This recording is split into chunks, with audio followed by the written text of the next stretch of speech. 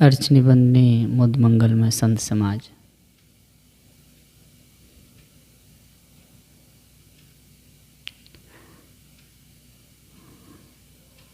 चच्चा चित्र रचो बड़ भारी, चित्र छोड़ तय चेतु चित्रकारी।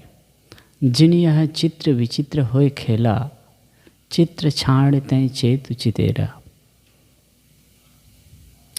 ज्ञान चौतीसा के अंतर्गत च अक्षर में सदगुरु कहते हैं, च अक्षर से कहते हैं चच्चा चित्र रचो बड़ भारी।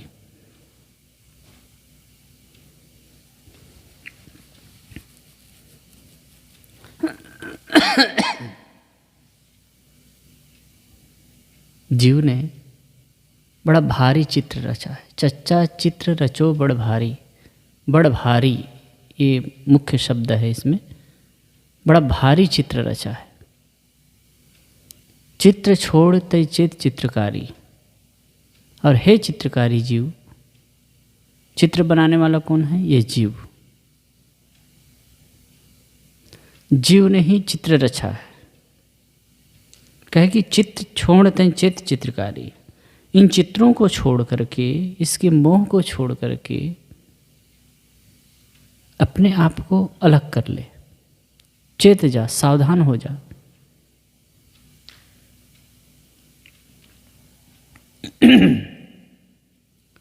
कितना ज़्यादा चित्र जीव बनाता है। खानी बानी का चित्र, खानी जाल और बानी जाल में मनुष्य उलझता है। मोटी माया झिनी बाना की बात सुन रहे थे, यह भी चित्र मनुष्य का ही बनाया हुआ है। राग द्वेष का चित्र, एक ही मनुष्य किसी का दादा है, किसी का मामा है, किसी का फूफा है, किसी का भाई है, किसी का पति है, किसी का पुत्र है। अनेक प्रकार के रिश्ते नातों में मनुष्य बटा हुआ है।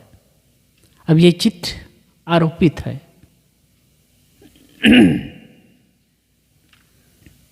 अनेक चित्रों में बटा हुआ है। ये आरोपण है जीव का। और इन चित्रों को बना करके, अगर हम इसको और सरल ढंग से कहें, अहम और इदम, संस्कृत में कहें तो अहम और इदम, अहम मैं और इदम यह। मैं ऐसा हूँ, मैं साधु हूँ,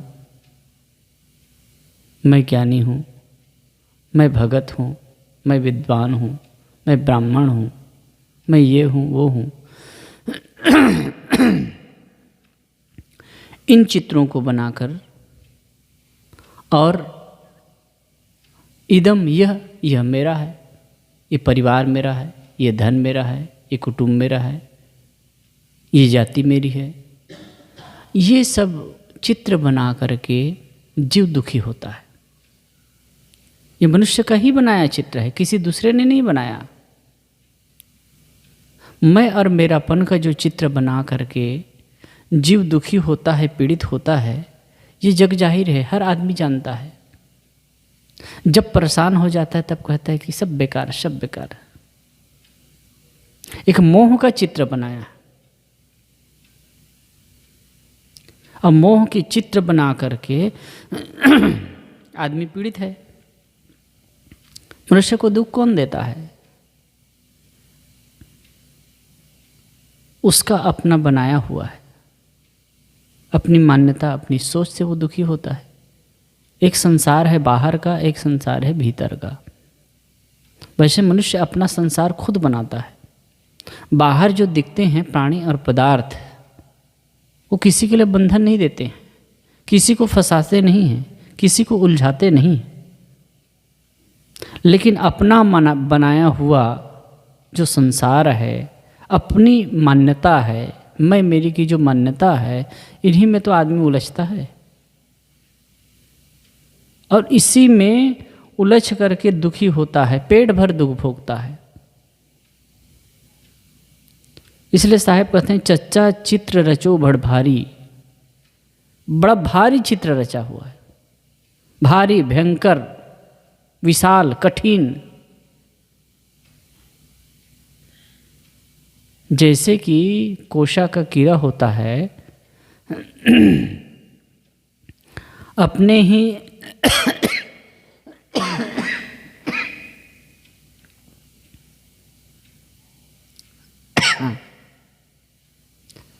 अपने ही मुंह से लार निकाल करके उसमें घिर जाता है, अपने मुंह से रेशा निकाल करके घिरता है और अपने आप को बंद कर लेता है। जैसे मकड़ी है, वो भी अपना जाल मुंह से निकालता है, लार से जाल बनाता है और उसी में उलझ करके मरता है। ऐसे ही मनुष्य अपना बनाए हुए चित्र में, अपने बनाए हुए संसार में, अपने बनाए हुए मान्यता में उलझता है। देवी देव भूत प्रेत ईश्वर परमात्मा, लग्न मुहूर्त तंत्र मंत्र, मैं और मेरी, इस धारणा में मत पंथ मजहब, इन सब में आदमी उलझ रहा है। क्यों? ये तो इन्हीं का बनाया हुआ है, अपने बनाया हुआ है, और अपने बनाए हुए इस मान्यता के जाल में उलझ करके आदमी दुखी होता है। इसलिए साहब कहते हैं भारी चित्र है भाई, तुम्हारे लिए भयंकर है, कठिन है, बंधनदायी है।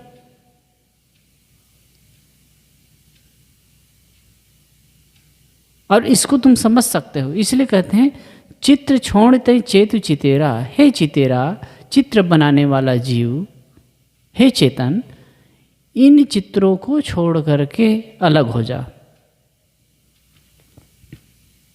तो सुख चाहता है ना, शांति चाहता है ना, मोह का जो झमेला है उसको छोड़ दे। जो आशा लगी हुई है तुम्हारी ना, वो सबको तोड़ दे। फंस मत। जिन यह चित्र विचित्र होए खेला, चच्चा चित्र रचो बड़ भारी, चित्र छोड़ तय चेत चित्रकारी।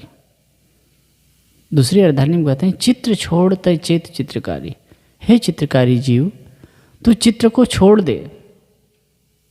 और जिन यह चित्र विचित्र होए खेला, जिन्होंने ये विचित्र चित्र बना करके उसमें खेल रहा है, आनंद मान रहा है, वो कौन है? ये जीव ही तो है, मैं ही तो हूं। उससे अपने आप को ऊपर उठा ले। चित्र छोड़ते हैं चित चितेरा। फिर से कहते हैं चित्र को छोड़ करके हे चितेरा जीव, ऊपर उठ जा। इसमें सीधा से प्रत्यक्ष रूप से आप देखें तो साहेब लोक मान्यता, लोक अवधारणा और अपनी मान्यता, मोह के जो जाल है उसको तोड़कर ऊपर उठने की बात कहते हैं। बाहर संसार में लोग हैं, वो हमको परेशान नहीं करते हैं। कोई स्त्री हमें परेशान नहीं करती है, कोई और बाह्य चीज़, बाह्य उपलब्धि हमें परेशान नहीं करती है। उससे हम दुखी नहीं होते हैं, उससे हम पीड़ित नहीं होते हैं, बल्कि अपने बनाए हुए संसार में हम पीड़ित होते हैं। जिनके प्रति हमारा मोह होता है उनके प्रति ही दुखी होते हैं। मोह शकल व्याधिन कर मूला कहा गया है। मोहावत सुदुस्त्रा अति गहना प्रतुंग चिंता तटी, ये भर्तृहरि जी महाराज ने कहा है।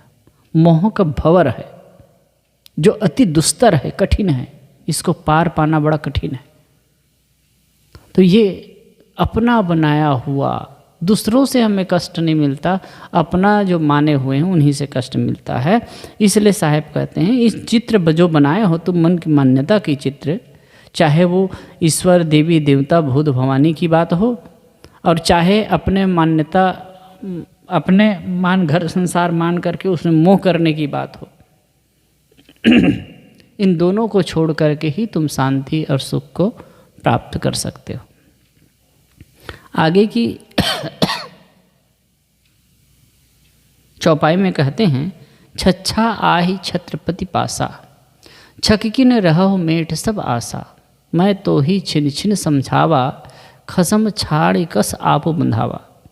छच्छा आहि छत्रपति पासा, 6 अक्षर के माध्यम से सद्गुरु उपदेश करते हैं। छत्रपति पासा, छत्रपति सम्राट तुम्हारे पास है। और इसलिए अपने स्वरूप को समझकर, अपने अस्तित्व को समझकर, अपने परम सत्ता को समझकर कहे छकी न रहो मेटी सब आशा, छक करके रहो। वो कैसे? आशा को छोड़कर, आशा को छोड़ करके अपने आप में छक जाओ। जब तक संसार की आशाएं बलवती रहेंगी तब तक के छकरा नहीं होगा। मैं तो ही छिन छिन समझावा, मैं तुम्हें क्षण क्षण समझा कर कह रहा हूँ। खशम छाड़ कश आप बंधावा, खशम को छोड़ करके, स्वामित्व को छोड़ करके, अपने पतित्व को छोड़ करके, अपने मालिकत्व को छोड़ करके तुम कहाँ बंध रहे हो?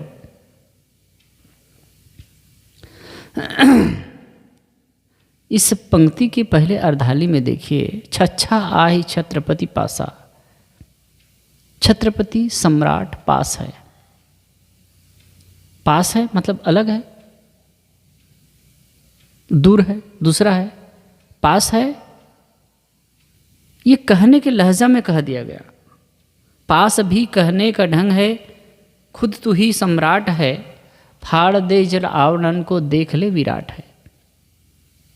पास कहने का ढंग है। इसी के लगते ऋग्वेद में एक बहुत सुंदर सा मंत्र है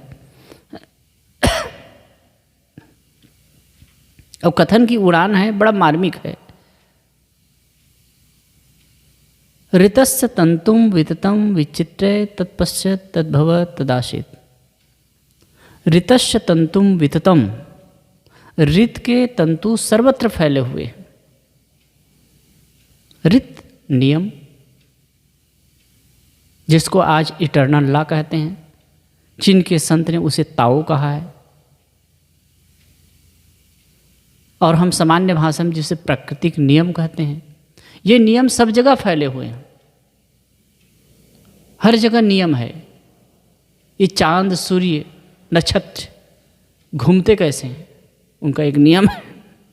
वो प्रकृति सत्ता से बंधे हुए हैं। दिन रात कैसे होते हैं, नियम से होते हैं, उनका एक नियम है। ऋतु परिवर्तन कैसे होता है, नियम है। जीवन में, शरीर में परिवर्तन क्यों होता है, नियम है। मानसिक परिवर्तन होता है, नियम है। विकार उत्पन्न होते हैं तो मन अशांत होता है, नियम है। शरीर का नियम है, मन का नियम है, प्रकृति का नियम है। और इसी नियम को ऋत कहा गया, इसी को ऋत कहा गया। और इसी को चीन के संत अपनी भाषा में ताओ कहते हैं।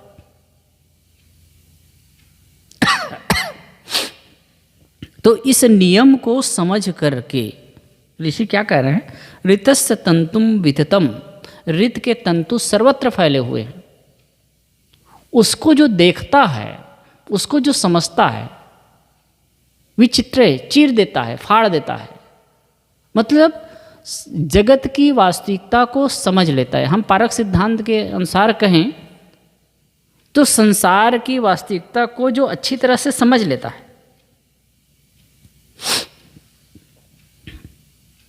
अब इतने गहराई से विश्लेषण एक सामान्य आदमी कर भी नहीं सकता है। जगत की विस्तार को, जगत की विशालता को एकाएक समझना बड़ा कठिन है। इसके सूक्ष्म नियम को जानना कठिन है। लेकिन सामान्यतः जो जड़ की वास्तविकता है, जड़ चेतन की वास्तविकता है, इनके गुण धर्म को समझ लिए तो समझ लिए, तो बहुत कुछ जान लिए।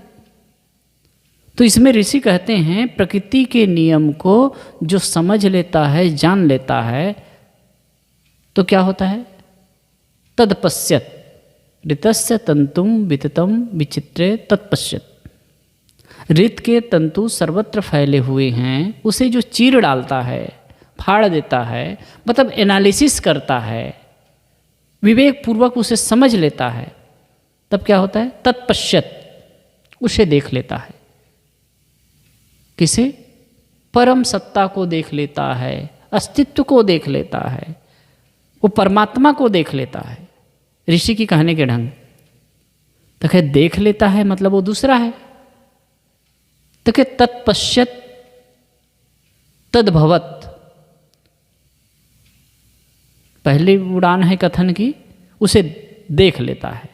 तो देख लेता है मतलब अलग है, तो क्या तद्भवत, वह हो जाता है, वह परमात्मा हो जाता है। तब जब परमात्मा हो जाता है, पहले नहीं था। फिर बात आती है, पहले बात है कि देख लेता है मतलब वो अलग है, तो कहे नहीं नहीं नहीं, देख नहीं लेता है, वह था ही, वह है ही, वह है तो पहले नहीं था।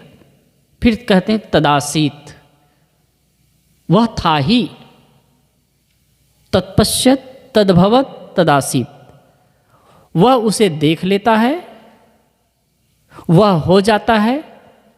फिर कहे वह था ही, हो जाता है मतलब पहले नहीं था, आज हो गया, क्या पता ये रहेगा। फिर कहते हैं कि तदासीत, वह था ही। ये कथन की उड़ान है। तो इस ढंग से ऋषि महर्षि संत महापुरुष कहते रहे हैं। तो यहाँ जैसे कि साहेब कह रहे हैं, छच्छा आहि छत्रपति पासा, छत्रपति सम्राट पास है। पास है मतलब अलग है, ऐसा नहीं है, कहने के ढंग में कह दिया गया। वह आपका अस्तित्व ही है, वह आपकी चेतना ही है, वो आपका स्वरूप ही है। यदि कहें कि आप ही हैं वो, वह सत्ता आप ही हैं। छकके न रहो मेट सब आशा।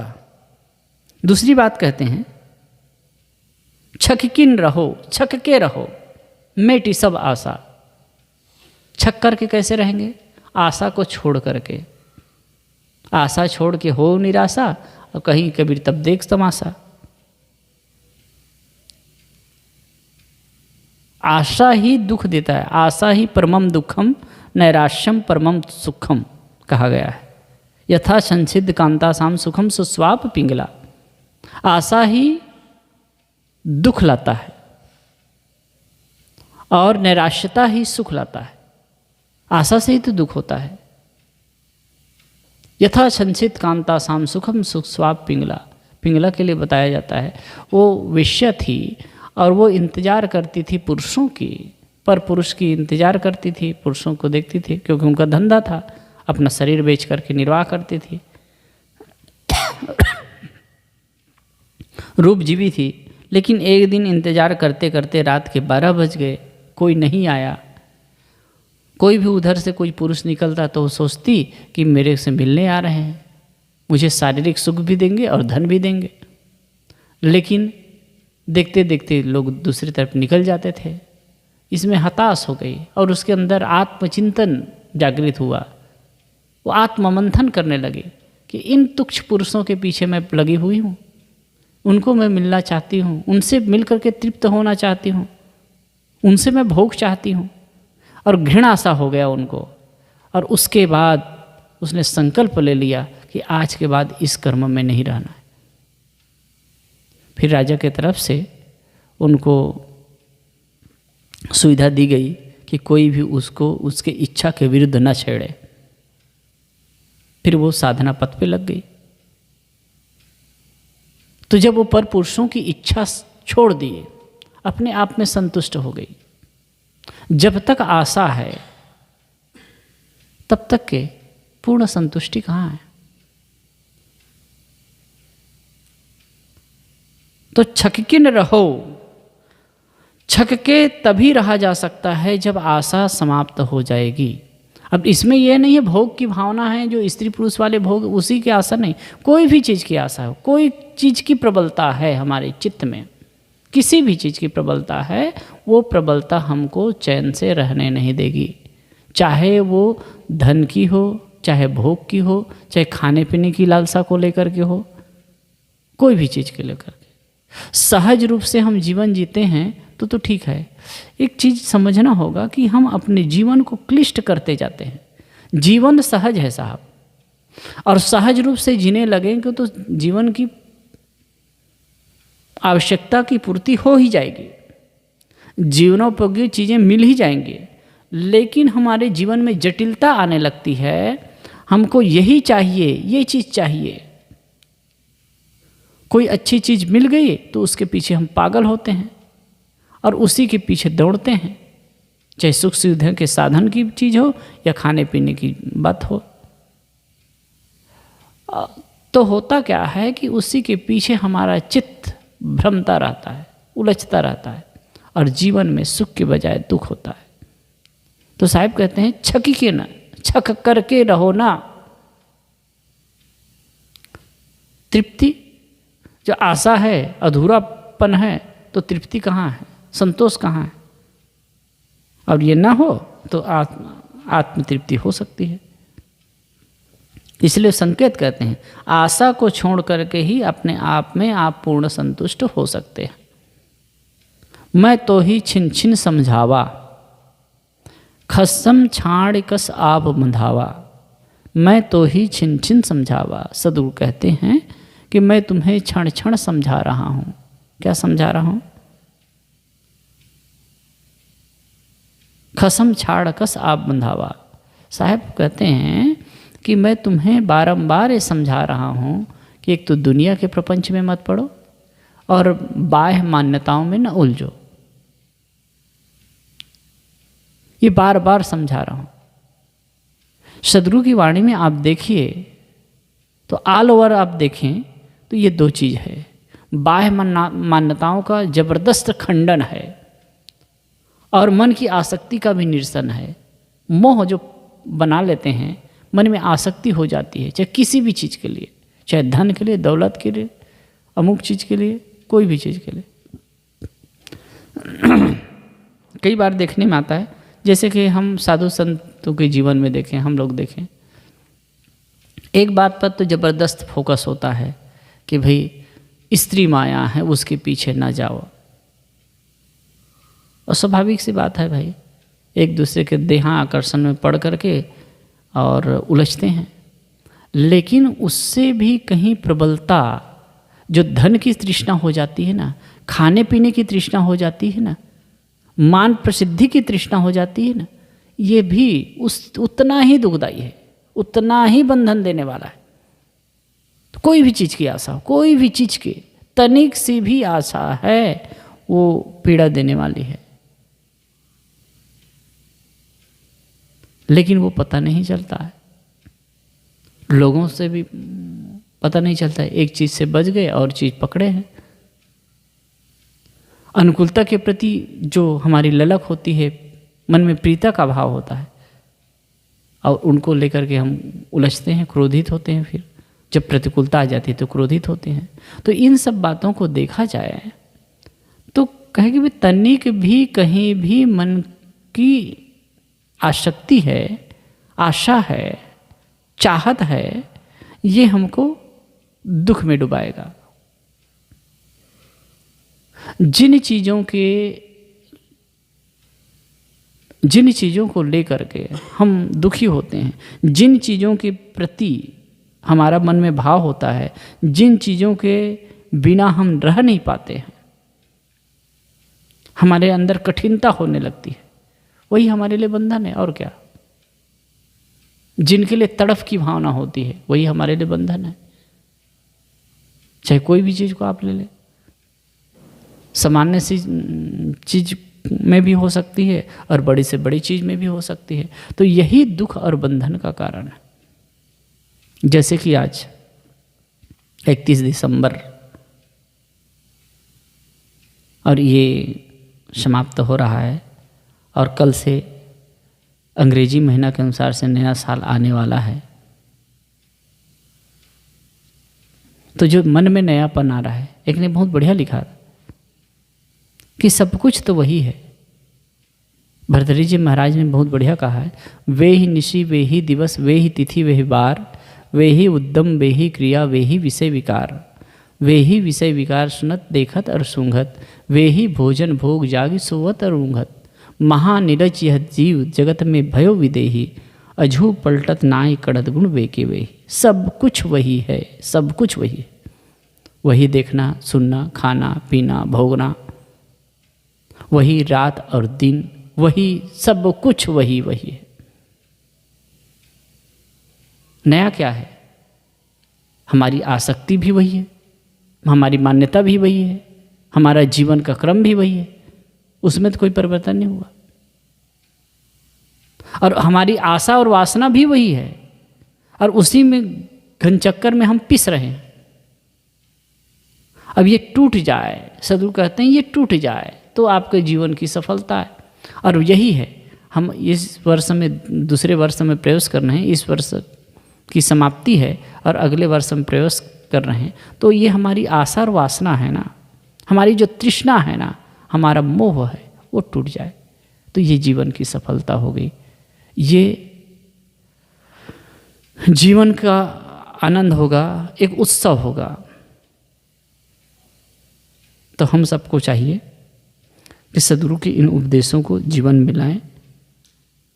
साहब कहते हैं, छच्छा आहे छत्रपति पासा, छकिन रहो मेट सब आशा, मैं तो ही छिन छिन समझावा, खसम छाणकस आप बंधावा। छत्रपति पासा, पास है, तात्पर्य है कि आप, ये इसमें शाब्दिक अर्थ नहीं लाक्षणिक अर्थ ले सकते हैं कि आपका स्वरूप ही है, वही सम्राट है, वही तुम्हारा सत्ता है, उसको तुम समझ लो और आशाओं को छोड़ करके अपने आप में तृप्त हो जाओ, संतुष्ट हो जाओ और बाह्य मान्यताओं प्रपंचों में न उलझो। छकिन रहो मेट सब आशा, मैं तो ही छिन छिन समझावा, खसम छाड़ कस आप बंझावा। खसम स्वामी पतित, कल चर्चा हुई थी। खसम का अर्थ पति भी होता है, खसम का अर्थ शत्रु भी होता है। यहाँ पति से है, पतित्व से है, स्वामित्व से है। तुम स्वामी हो, ज्ञान विज्ञान का स्वामी हो, जगत में जितना कुछ भी होता है उसका सब स्वामी हो। जितना ज्ञान विज्ञान का विकास हुआ या मन की मान्यताओं का जो विस्तार है, सबका स्वामी है। यदि जीव ना हो तो यह सब नहीं होगा। इसलिए अपनी मान्यताओं के जाल को तोड़कर और आशा वासना को छोड़कर अपने आप को समझ करके स्थिर रहना, ये सदगुरु कबीर का उपदेश है और इसी से हमारे जीवन में शांति और सुकून हो सकता है। बोलिए सदगुरुदेव की जय।